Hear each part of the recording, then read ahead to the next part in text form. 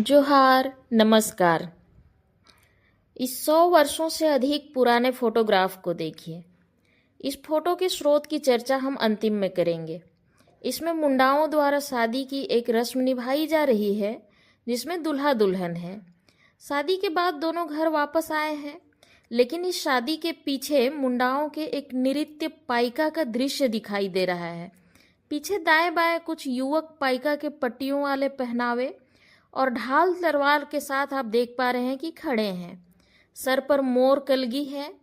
यह स्पेशल वेशभूषा ही पाइका नृत्य की पहचान है।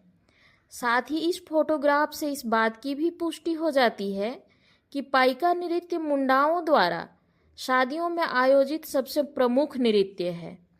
पाइका नृत्य को पैनाकी और पाइकी या पाइकी के नाम से भी जाना जाता है। यह नृत्य छोटा नागपुर पठार के राज्यों झारखंड, उड़ीसा, छत्तीसगढ़ में प्रचलित है। यह नृत्य मुंडाओं और सदानों में प्रचलित है।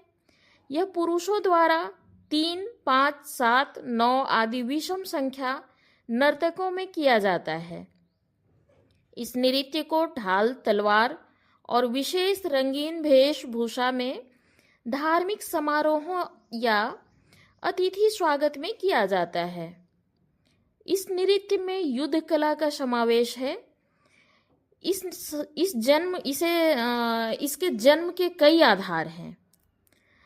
पाइका शब्द का जन्म संस्कृत के पदातिका से माना जाता है, जिसका अर्थ पैदल सेना है। माना जाता है कि प्राचीन काल में उड़ीसा के एक राजा अपने राज्य का विस्तार के लिए गंगा से गोदावरी तक करना चाहते थे। इसीलिए अपनी प्रजा के लिए युद्ध प्रशिक्षण गांव-गांव शुरू किए थे, जिसका अवशेष आज का पाइका नृत्य है। यह मूलतः युद्ध नृत्य है। झारखंड में सदानों और मुंडाओं में मेला हाट में बाजार में अपनी पसंदीदा लड़की का हरण करना एक प्राचीन प्रथा रही है। जब युवा अपनी पसंदीदा कन्या के साथ घर आता था, तब अपनी वीरता के प्रदर्शन के लिए इस नृत्य का आयोजन किया जाता रहा है। इस नृत्य की अपनी विशेषताएं हैं। आदिवासी सदानी समाज में सबसे आकर्षक वीरतापरक और गीत रहित नृत्य है यह।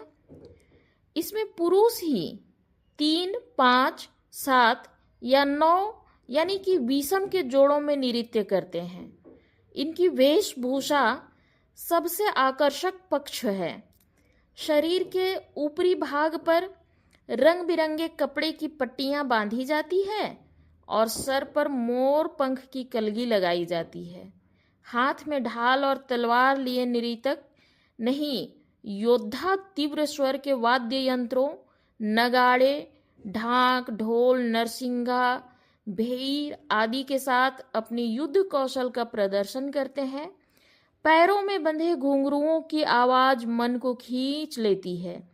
यह फोटोग्राफ जो आप देख रहे हैं 1909 ईस्वी में द मॉडर्न रिव्यू के नवंबर अंक में छपी थी और इस फोटोग्राफ को क्लिक किया था मिस्टर A.T. दत्ता ने।